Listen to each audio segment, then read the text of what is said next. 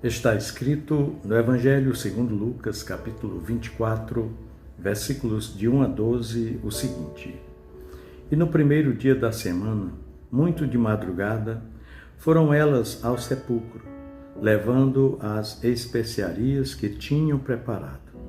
E acharam a pedra do sepulcro removida. E entrando, não acharam o corpo do Senhor Jesus. E aconteceu que, estando elas perplexas a esse respeito, eis que pararam junto delas 2 varões com vestes resplandecentes. E estando elas muito atemorizadas e abaixando o rosto para o chão, eles lhes disseram: Por que buscais o vivente entre os mortos? Não está aqui, mas ressuscitou. Lembrai-vos como vos falou, estando ainda na Galiléia, dizendo: Convém que o Filho do Homem seja entregue nas mãos de homens pecadores e seja crucificado, e ao terceiro dia ressuscite. E lembraram-se das suas palavras. E voltando do sepulcro, anunciaram todas essas coisas aos 11 e a todos os demais. E eram Maria Madalena e Joana, e Maria, mãe de Tiago, e as outras que com elas estavam, as que diziam estas coisas aos apóstolos. E as suas palavras lhes pareciam como desvario, e não as creram. Pedro, porém, levantando-se, correu ao sepulcro, e abaixando-se, viu só os lenços ali postos, e retirou-se, admirando consigo aquele caso. Meu irmão, minha irmã, o texto diz muito de madrugada, ou seja, ainda estava escuro. Essa é a primeira imagem que esse texto bíblico nos oferece. Não era apenas o início de um novo dia, era o fim de todas as expectativas humanas. O céu ainda não tinha clareado e no coração daqueles que seguiam Jesus também não havia luz. Maria Madalena caminha em direção ao sepulcro, passos lentos, carregados de dor, de silêncio, de lembranças que doem.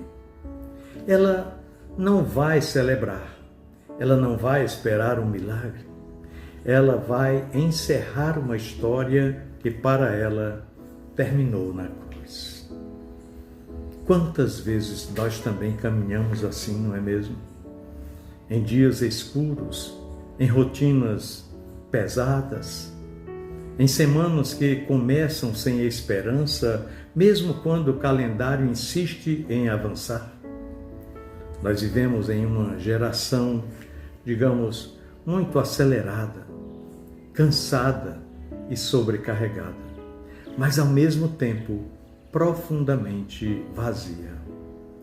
Nós temos acesso à informação, mas falta muitas vezes direção, propósito. Temos conexão com o mundo inteiro, porém sentimos solidão na alma.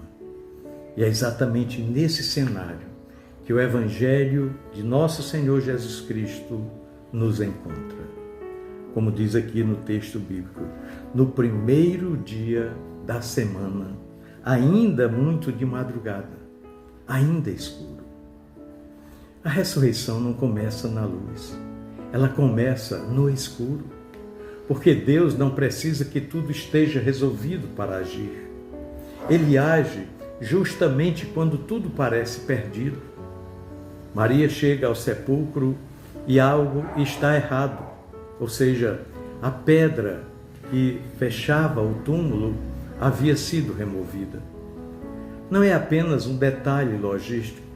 A pedra representa aquilo que parecia definitivo, aquilo que não poderia mais ser mudado, aquilo que foi selado e agora não está mais lá. Olha, quantas pedras nós carregamos hoje, não é mesmo? Diagnósticos que parecem finais, relacionamentos que parecem quebrados em definitivo, ansiedade que sufoca, culpa que aprisiona, medo do futuro, pedras emocionais, espirituais, existenciais. E o texto bíblico nos confronta com uma verdade silenciosa, mas também poderosa. Diz que a pedra já foi removida. Antes mesmo de Maria chegar, Deus já estava agindo. Enquanto ela ainda chorava, Deus agia. Ela corre, ela avisa os discípulos. Pedro e João vão até o sepulcro. E João chega primeiro. Olha, ele olhou para aquele sepulcro vazio, mas não teve coragem de entrar. E Pedro chega depois e entra. São dois olhares diferentes diante do mesmo milagre, do mesmo cenário. Porque nem todos processam a obra de Deus da mesma forma. Alguns observam à distância, outros entram, investigam, confrontam a realidade, mas ambos ainda não compreendiam na sua plenitude o que havia acontecido. E o texto bíblico diz claramente que ainda não tinham entendido a Escritura que era necessário que o Senhor ressuscitasse dentre os mortos. E aqui está algo profundo para nós. Você pode ver sinais de Deus e ainda assim não compreender o que Ele está fazendo. Você pode estar dentro de um milagre e ainda assim viver como se fosse uma derrota. Eles voltaram para casa, mas Maria ficou. E isso muda tudo. Enquanto os outros voltam para a rotina, enquanto os outros seguem a vida sem respostas, Maria permanece chorando, confusa, sem entender. Porém, ela permanece ali, próximo ao túmulo. Olha, há algo profundamente espiritual nessa parte aqui do relato bíblico. Aqueles que permanecem veem mais, veem com mais clareza. Em dias como os nossos, nós somos ensinados a desistir rápido, a trocar rápido, a abandonar rápido, a seguir em frente sem processar. Mas o reino de Deus muitas vezes se revela para aqueles que ficam, que permanecem, mesmo quando não entendem. E o texto diz que Maria se inclina para o sepulcro e vê 2 anjos. Mas perceba, ela não se impressiona com os anjos, porque quando o coração está ferido, nem experiências sobrenaturais substituem a ausência de Jesus. E os anjos perguntam para ela: mulher, por que você está chorando? Por que choras? E ela responde: levaram o meu Senhor, e não sei onde o colocaram. Ou seja, ela ainda está presa à lógica da perda. Ela achava que a cruz era o final, que a morte tinha dado fim à história do Senhor. E então, naquele momento, Jesus aparece. Naquele momento de desesperança, de tristeza profunda. Mas ela não o reconhece. Ela pensa que ele é o jardineiro. Isso aqui é profundamente atual para nós, porque muitas vezes Jesus está presente, mas não o reconhecemos. Ele fala conosco, mas nós confundimos a sua voz em meio a tantas e tantas vozes. Ele age, mas nós interpretamos como coincidência. Ele se aproxima, mas nós pensamos que é apenas mais um dia comum. Até que ele diz uma única palavra para ela. Ele diz: Maria. Ele a chama pelo nome. Lembra que ele disse em João 9:27, eu conheço as minhas ovelhas e elas me seguem. Então, Jesus não apresenta ali uma explicação teológica, nem um discurso elaborado, apenas chama pelo nome.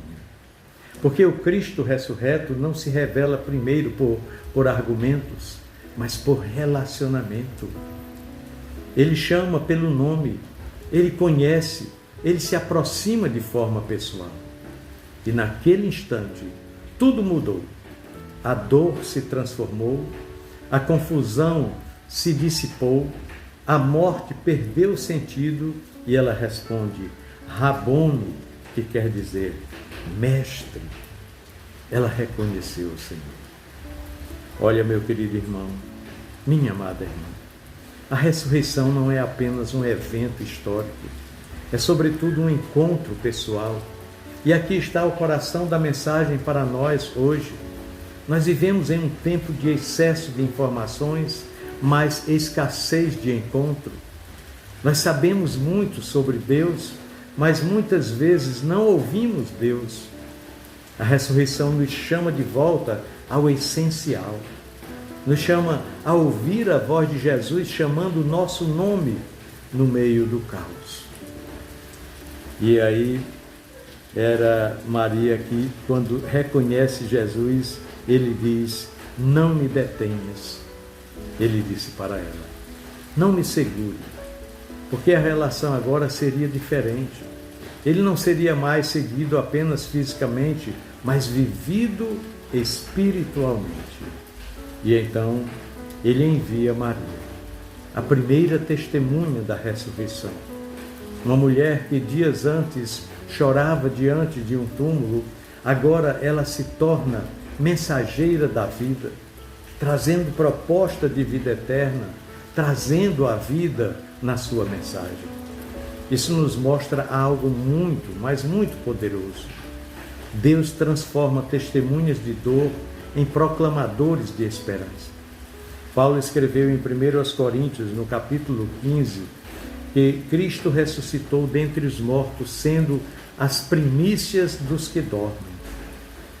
Primícias, né? Que palavra interessante. Primícias significa o primeiro de muitos. Ou seja, a ressurreição de Jesus não é um evento isolado, mas é o início de uma nova realidade. Se ele venceu a morte, então a morte não é o fim.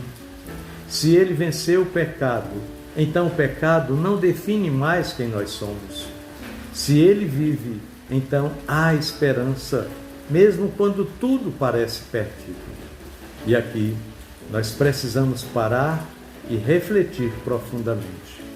O que significa viver como alguém que acredita na ressurreição em pleno século XXI? O que isso significa para nós?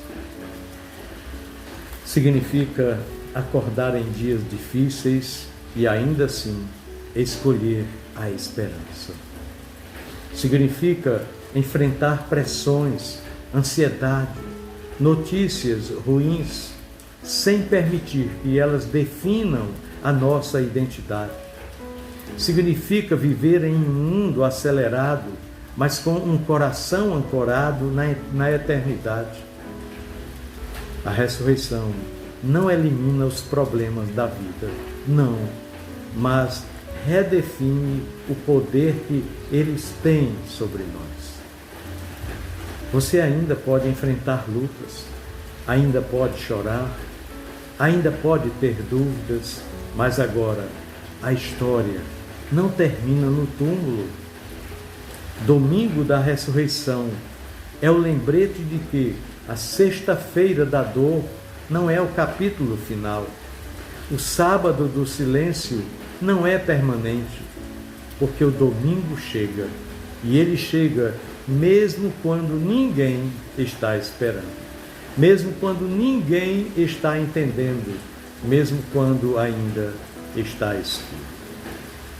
Olha, meu querido irmão, minha amada irmã, talvez hoje você esteja vivendo um sábado do silêncio, um tempo sem respostas, um tempo de espera, ou um tempo de confusão, mas o Evangelho nos garante, Deus está trabalhando, mesmo quando você não vê.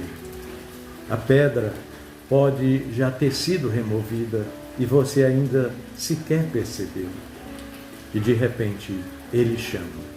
E Ele chama pelo seu nome. Ele chama pelo seu nome no meio da sua rotina, do seu cotidiano, no meio da sua dor, no meio da sua distração. E quando isso acontece, tudo muda. Tudo muda, porque a ressurreição não é apenas sobre Jesus sair do túmulo, é sobre nós sairmos de tudo aquilo que nos mantém mortos por dentro, como medos, traumas, sentimentos de culpa, ansiedade, desesperança, desmotivação para continuar. Porque aquele que venceu a morte continua chamando vidas para fora dos seus próprios sepulcros. Portanto, hoje Ele ainda chama, e talvez tudo que você precisa não é de mais respostas, mas simplesmente de reconhecer a sua voz. Ele disse, Maria, e quando você reconhece, assim como Maria, a escuridão perde o domínio, porque a vida venceu o impossível e continua vencendo todos os dias. Eu desejo a você e a sua família uma maravilhosa Páscoa, um dia de domingo da ressurreição, bastante reflexivo, para que você encontre no Senhor, ressurreto, a motivação para continuar. Deus nos abençoe.